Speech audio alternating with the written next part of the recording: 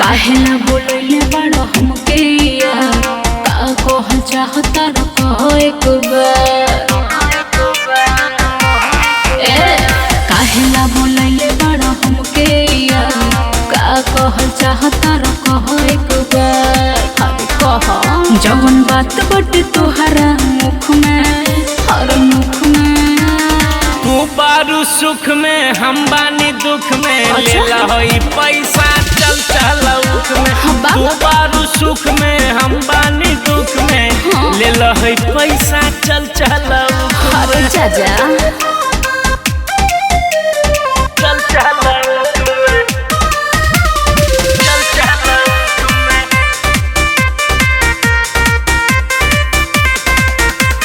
छोड़ो मजाक कोइल तू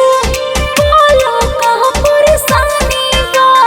सोना जैसन रूपवा तोहर लागत आज काहे जानी बा हम चाहतानी जवन तू जानतारू हो फिर काहे जिद तू ठानतारू हो सुनतारू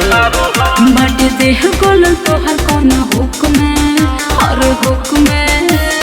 तू बारू सुख में हम बानी दुख में लेला होई पैसा चल चलौक में तू बारू सुख में हम बानी दुख में लेला होई पैसा चल चलौक में ठीक कहता र चल चलौक में चल चलौक में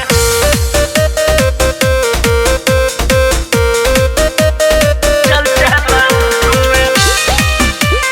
चल चलौक में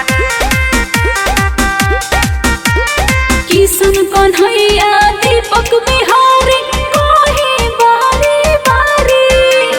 साफ साफ बोला राज बाबा तोहरा बीमारी जाके पूछा मोनू डियन मिश्रा से नाता औरी कोनो तीसरा से यह काम बाकी पूछी हम ग्रुप में अच्छा तू बारू सुख में हम बानी दुख में लेला होई पैसा चल चलौक में अच्छा। तू बारू सुख में हम बानी दुख में लेला होई पैसा चल चलौक में चला हरी सब ठीक बात ना हो।